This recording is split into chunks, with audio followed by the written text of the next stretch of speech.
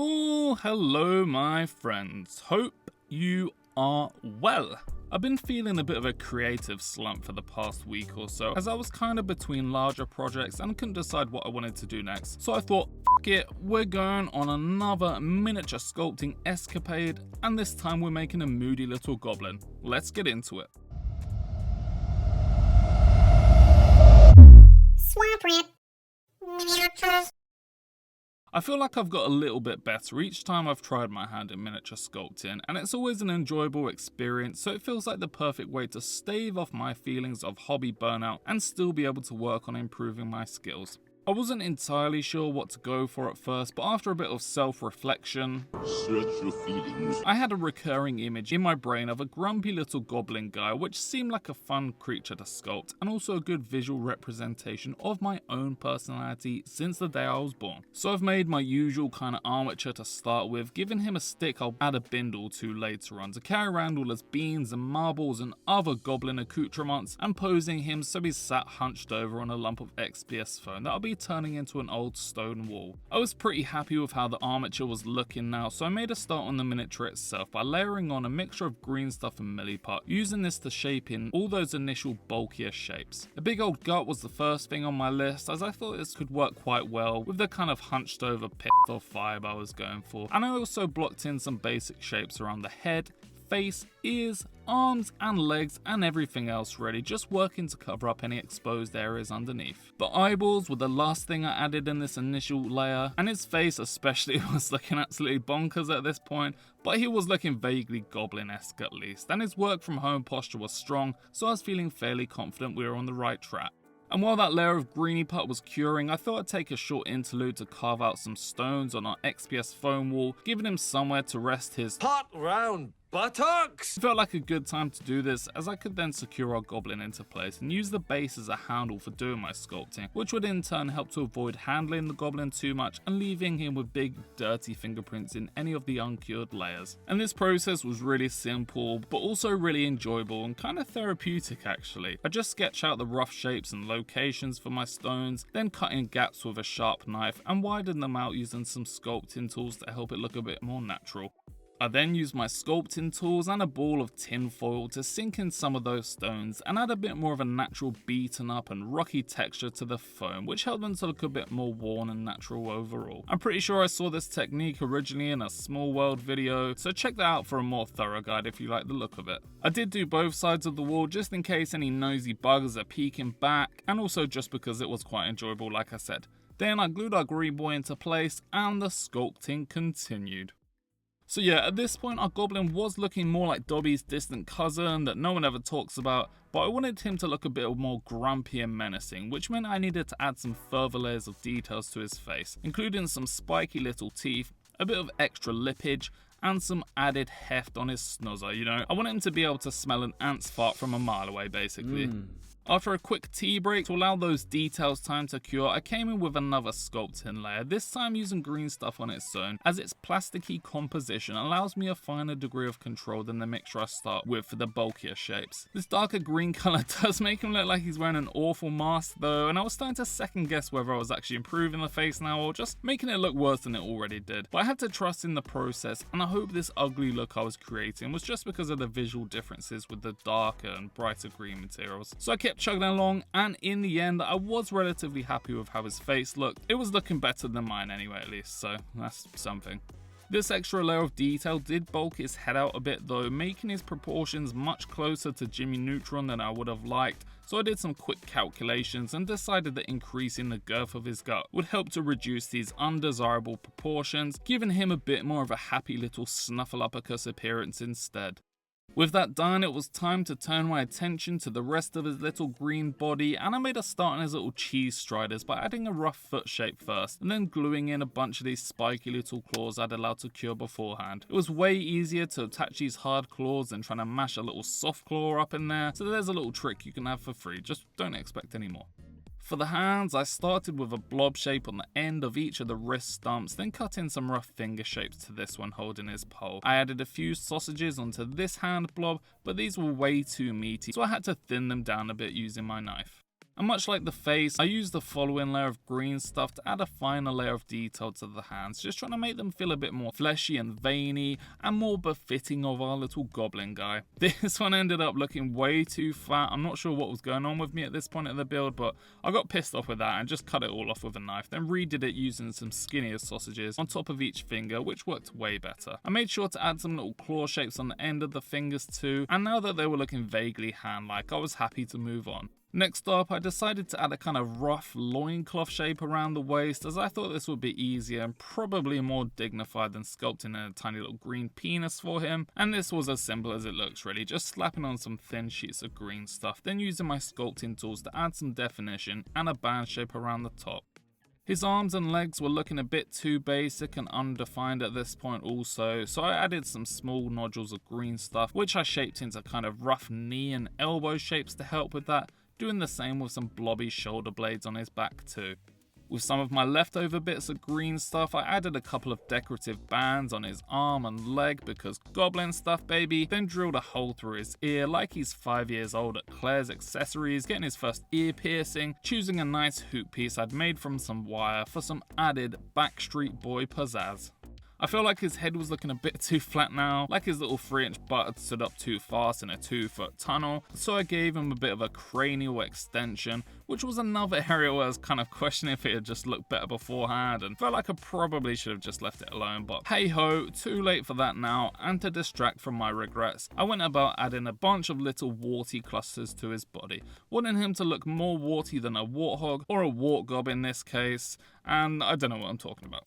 But that's fine because the building work was almost complete now. I just added a bit of extra wire and hot glue to the pole he's holding to make it look a bit more branch-like, then created a little bindle using a few pieces of paper towel, which were lovingly persuaded together using a metric shit ton of super glue. I wrapped around a bit of extra wire to secure it all together, and here's our finished sculpt.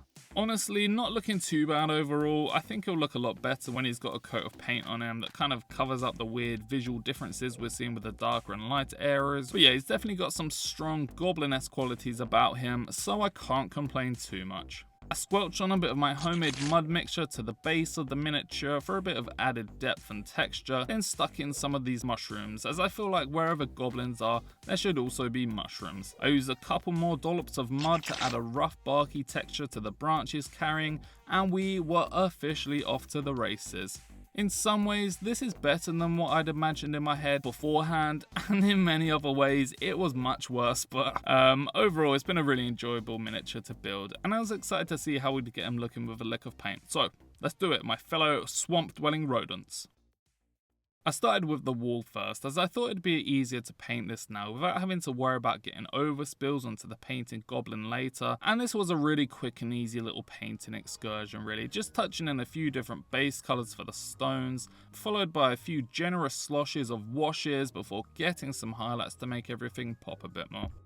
I wanted the wall to look a bit more mossy though, and thought I'd give the dirty down moss another shot. I've used it a few times in the past and found it to be nowhere near as good as the dirty down rust, but out of respect for my favourite rust product, I'm giving it one final chance. And I made sure to shake this thing until my arms are about to fall off, just in case that had been the issue previously. In the end, it looked alright. I'm still not super convinced on this stuff, but maybe I just need to find the correct circumstances for it, which seem to be more niche than a quiche, but it looked good enough on its own merit. Fairly varied and mossy, but muted enough that it's not going to clash or draw any attention away from the miniature. And speaking of our miniature, it would be extremely rude to not give him some vibrant green skin, but I wanted to avoid using any washes or contrast paints for this part of the paint job, as I use them a lot in the green skin recipe for my Swamperial Guard forces, and I just like to give myself easy little challenges like this when I do different paint jobs. This makes it feel a lot easier to maintain or progress your skills without having a really large or overwhelming goal looming over you. You know, just set a small, realistic goal and play around with it. So for this guy, I just stayed patient and worked in progressively brighter layers of green onto the raised sections, some of them being a bit thicker and some being closer to a glaze consistency. Just doing what I could to create some cool looking highlights in the areas the light would be hitting, and overall, I was genuinely really pleased with this. The highlights weren't perfectly smooth or perfectly placed, but they looked vibrant, and that was perfectly fine by me. After that, I painted in the eyes and the little bands I'd added earlier, using the same combo of a darker red base coat with brighter red highlights, as I think these small bursts of contrast work really well against the brighter green colours. Then, in a bit of a spur of the moment situation, I also glazed in some fleshy colour around the mouth and nose, which are areas I normally leave completely green on Goblin boys, but this added a really nice bit of variety to the face. The teeth got a pretty standard touching in with a darker wash going into the mouth recess to darken that down a bit, and a final bright highlight onto the tip of his fangs to help them stick out. The claws on his hands and feet also got the same treatment with a couple of layers of highlights just to give them a bit more of a varied and interesting look.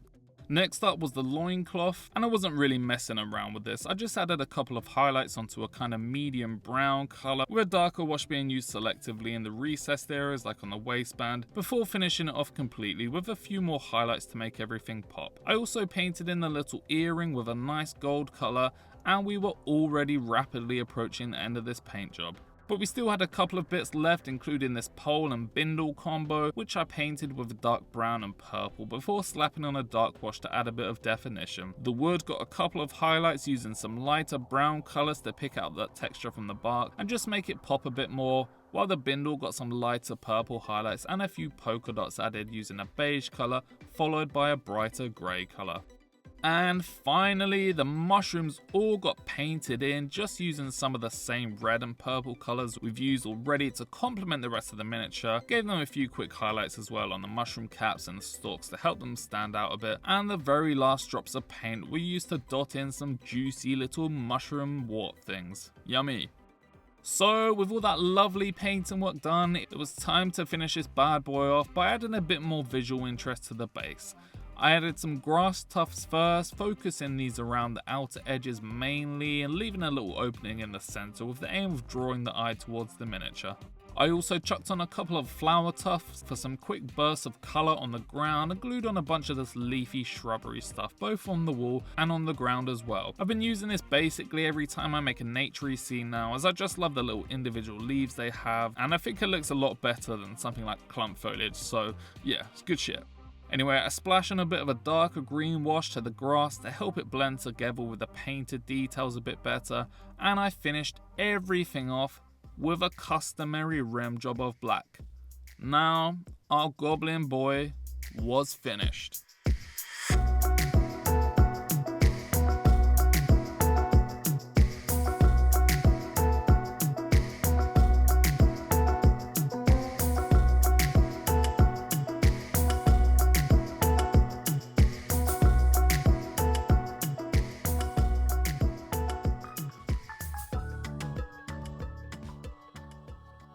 So there we have it, my friends, a super fun little build to escape the feelings of hobby burnout I've been feeling for the past week or so. And unlike some of the things I build, like the additions I make to my Swamperial Guard army, this little Goblin has basically no point, you know. I'm never going to do anything with him, he's probably just going to sit on my desk reminding me of myself, but he was really enjoyable to make, and a great way to work my sculpting skills once again.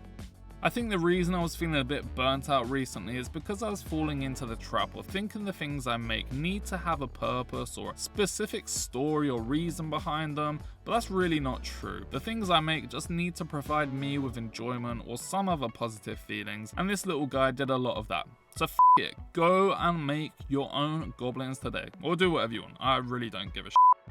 If you made it to this point in the video though, then thank you for watching, and feel free to leave a like or a subscribe if you want to see more stuff like this in the future. But regardless, as always, I have been your friendly neighborhood swamp rat, and I will see you very soon in another video. See ya.